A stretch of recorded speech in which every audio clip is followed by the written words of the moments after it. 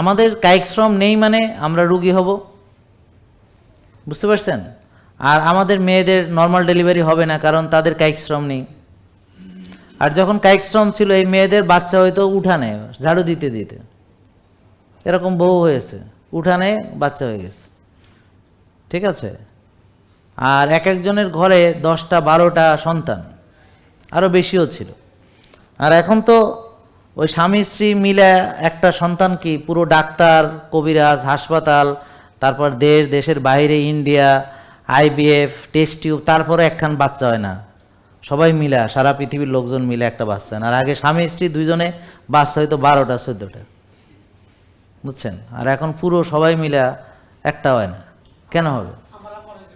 হ্যাঁ, আর এই তো আপনার আম্মার 12 জন, আমার তো আর আম্মার 12 জন হয় নাই, তবে আমার দাদির তার মনে হয় 8 জন 9 জন, আবার মারা টারা গেছে অনেকে, সব মিলে আরও বেশি। তো যাই হোক, কথা হলো যে এরকম বেশিরভাগেরই ছিল। কিন্তু দুঃখজনক হলো এখন আপনারা যে খাবার খান, যেভাবে চলেন, এতে করে আপনার রিপ্রোডাক্টিভ সিস্টেম সবচেয়ে, ওই যে বললো না, ওই যে ডাক্তার বাচ্চা হয় না, তেরকম বহু ডাক্তার আছে বাচ্চা হয় না। প্রথমত হলো বাচ্চা হবে যে হেরা স্বামী স্ত্রী যে থাকবো এই সময় আসেনি, কথা হলো এটা। একজন অপারেশন করে আরেকজন ডেলিভারি করে, হ্যাঁ, তো দেখাই হয় না কারোর সাথে কারো, বাচ্চা হওয়ার তো কোনো কারণ নেই, কথা বুঝছেন? আর যদি কোনো রকম অ্যাক্সিডেন্টালি হয়েও যায়, তাহলে এই বাচ্চা পাইলবো কেডা? ওই কাজের মহিলা টহিলা পাইলবো আর কি, কথা বুঝছেন?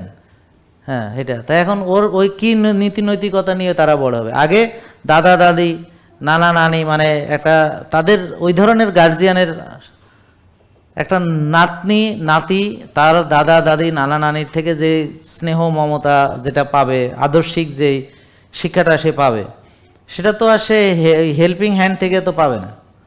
আবার অনেক হেল্পিং হ্যান্ডের তো বস্তি থেকে অনেক সময় উঠে আসা, তাদের ব্যবহার, আচার আচরণ, কথাবার্তা ভিন্ন রকমের। জেকে লাইফস্টাইল, ওষুধ মুক্ত সুস্থ জীবন।